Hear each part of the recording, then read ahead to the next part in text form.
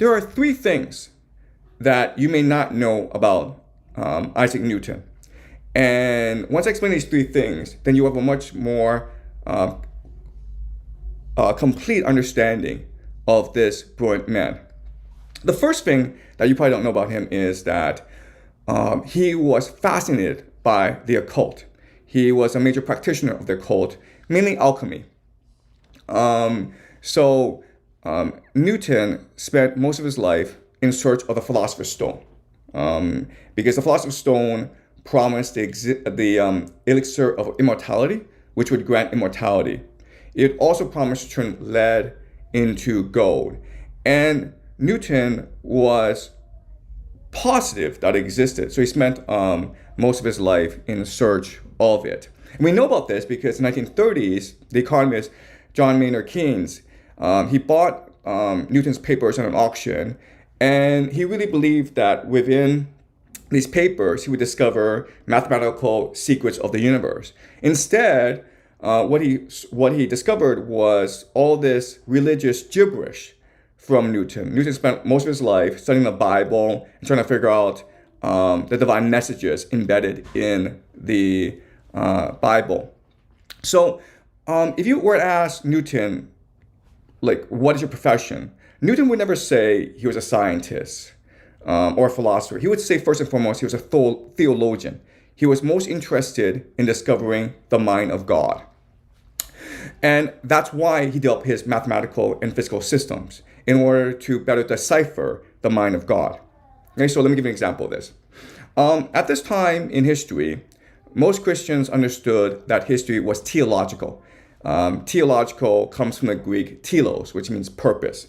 So history is moving towards the end, which is second coming of Christ.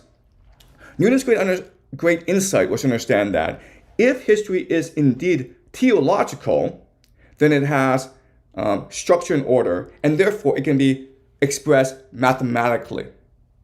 And so if you can figure out the mathematical underpinnings of the world, then you've proven that history is theological, and therefore you've proven that God exists. Newton's three laws of motions, right? Let's summarize Newton's three laws of motions. Law number one, things that are at rest stay at rest. Number two, force equals mass times acceleration. Number three, for every action, there must be an equal reaction. Okay? So what people don't understand is these three laws are not physical laws. They are first and foremost an ontological argument which proves the existence of God. So the first law, things that are at rest must stay at rest. Okay, so we can imagine that at the beginning of time, everything was at rest. If everything's at rest, it can't move by itself according to the first law. Therefore, something must have moved things to put things in motion. And this is what Aristotle calls the prime mover. Second and third law implies that there's a structure and order and purpose to the universe. And who designed this structure, order, and purpose? It must be God. Okay? So what's interesting is that these three laws of motion, they prove that God exists, but much more importantly, they are the basis for a new religious movement called deism.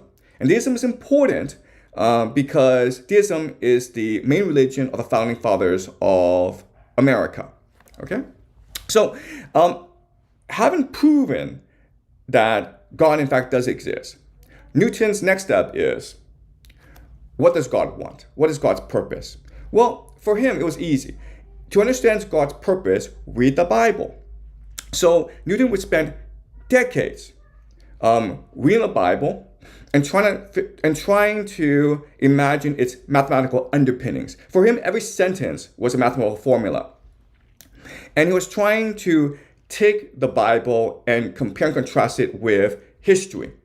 And he wrote a book. It was not published in his lifetime, but it was published after his death. It was called Observations upon the Prophecies of Daniel and the Apocalypse of St. John. And it's something you have to look at, okay? So what I'm going to do is I'm going to put a link down in the description below, which will, and you can read it online for free.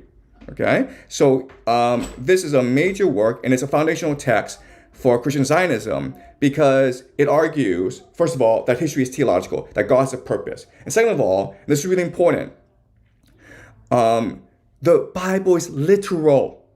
Okay, so even though Daniel and John were different people, they both, as prophets, spoke the mind of God. They were divinely inspired, and so whatever they wrote came from God himself. So by examining their prophecies, you are deciphering God's purpose for humanity.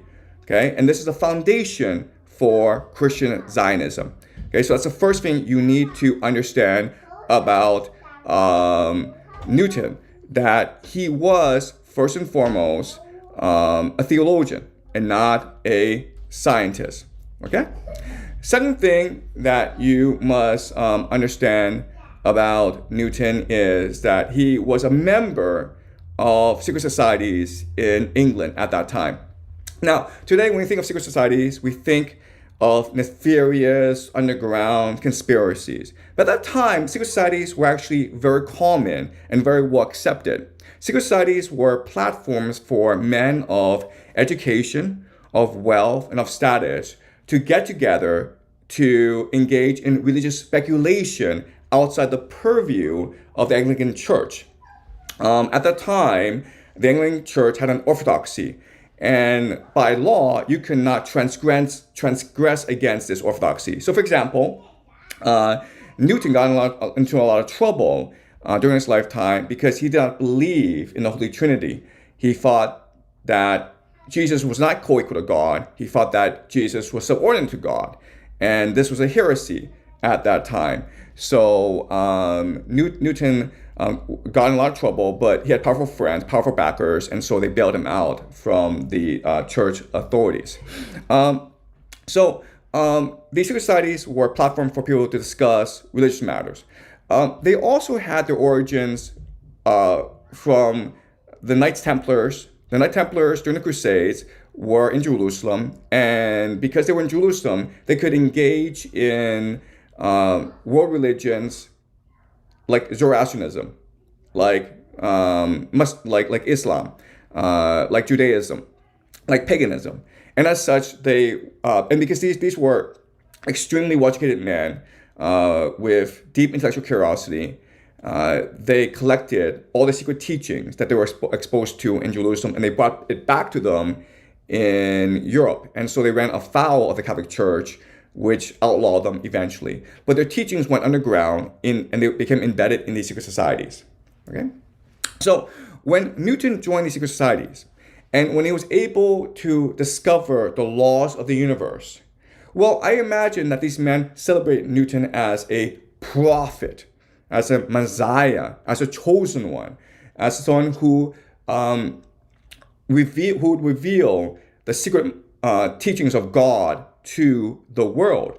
And because the world was not ready for these teachings, then they would make it their mission to keep it secret and wait for the day when they could reveal these teachings to the world. So Newton's teachings that God has a purpose, and this purpose is literally embedded into the Bible, and this purpose will lead to the second coming of Christ. It now becomes the framework for these secret societies. And as they spread to America, it becomes embedded in the secret societies of America as well. And guess who are members of these secret societies? The founding fathers of America, right? So that's the second thing you need to know about Newton, that he was a member of these secret societies who celebrated him and who treated his theological understandings as the Word of God. Okay? And the third thing that you have to understand about Newton is for 30 years, he was master of the Royal Mint. And his purpose was to maintain the sanctity, the value, and the credibility of royal coinage against counterfeiters.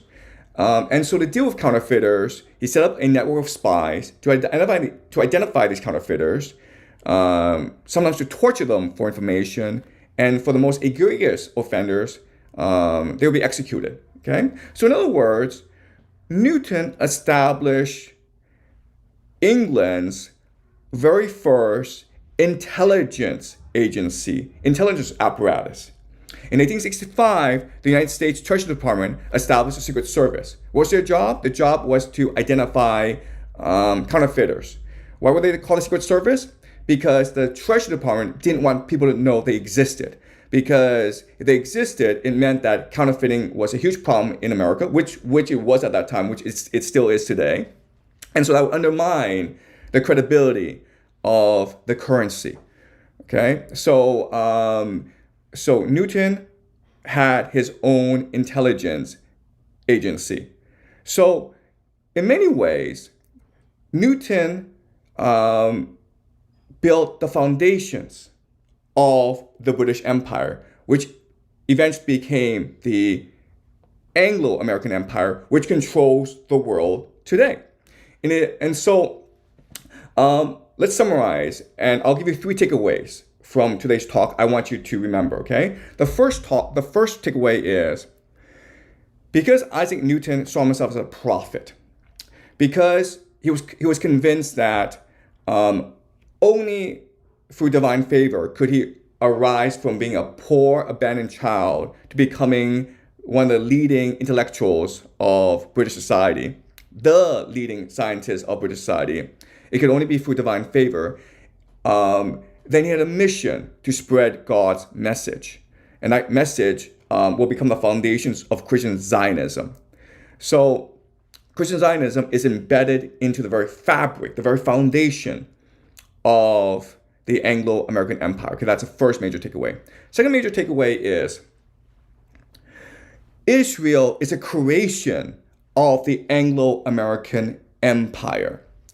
Zionism is a creation of Christian Zionism, which leads us to the third takeaway. Judaism and Zionism are not the same thing. Christian Zionism and Judaism are in fundamental conflict. Let me explain why.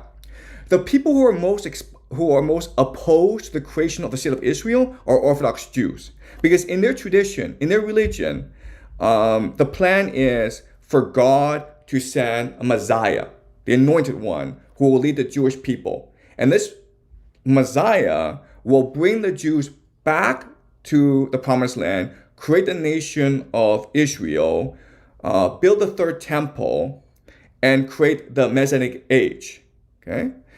The Jews don't know who this Messiah is, and they don't know when he will come, and so they must be patient, have faith in God. Christian Zionism is an attempt to manipulate history, manipulate God, to force the second coming of Jesus.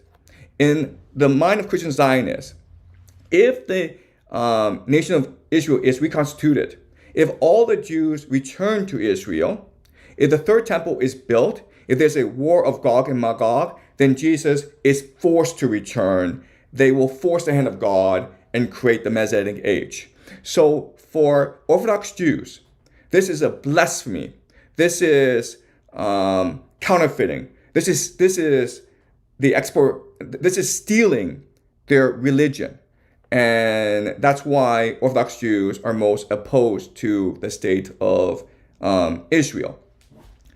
So I know this was an extremely controversial, very confusing talk. So what I'll do again is I will, in the description below, put all the links and the references you will need to truly understand Christian Zionism.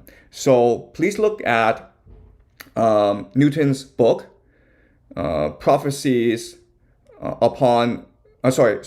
Observations upon the prophecies of Daniel and the Apocalypse of St. John. Please look at the Scofield Bible, which frames the Bible in the lens of Christian Zionism. And please look at wiki entries for Christian Zionism, premillennial dispensationalism, Newton. Okay, so if you really want to understand what's going on in the Middle East, then you really need to get a good handle on these ideas. I'm sure this talk has raised a lot of questions for you. Some of you are like, why is Christian Zionism so powerful? Some of you may disagree and say, what's driving this war in the Middle East is not Christian Zionism, it's international finance, it's the City of London, it's the Great Reset, it's American Empire, okay? So what I will do in my next talk is explain to you, these things are not mutually exclusive. They're all one thing. And you can make the argument that they are one big conspiracy. And the only people who don't know that this is a great conspiracy are the conspirators themselves. Okay, in my next talk, I will use game theory to explain to you what's going on. And when I do, then things will be extremely clear to you as to why Christian Zionism is able to drive the history of the Middle East. Okay, what I'll also show you next in my next talk is that Christian Zionism, what's happening in the Middle East, it's happened before and it will happen again. Okay, so 1500 years ago in the Middle East, it seemed as though biblical prophecy was about to be fulfilled. The world was at war against each other. Empires were fighting over Jerusalem and millions were dying. The world seemed to be ending. It really seemed the end of history. And at this time, the Jews were praying for the Messiah. And they really believed the Messiah had come to them. Okay, a man came and they really believed he was the anointed one. And he was able to rally not just the Jews, but everyone around him. He was so charismatic. And it really seemed as though the Messianic age would come. And these Jews were willing to die for him. That's how much they believed in him. This man's name, well, actually, we don't know this man's name. But today, we refer to this man as Muhammad. Okay? Muhammad was the Messiah of the Jews. So in my next video, I will explain to you how this came about. Just a quick announcement. I want to thank everyone for subscribing to my channel. I'm really flattered by all the attention, but I'm not really set up for this. This summer, I brought my two kids back to Toronto, and I'm every day I'm from like 8 a.m. until 4 p.m. I take them outside to play. So I really don't have that much time to make these videos.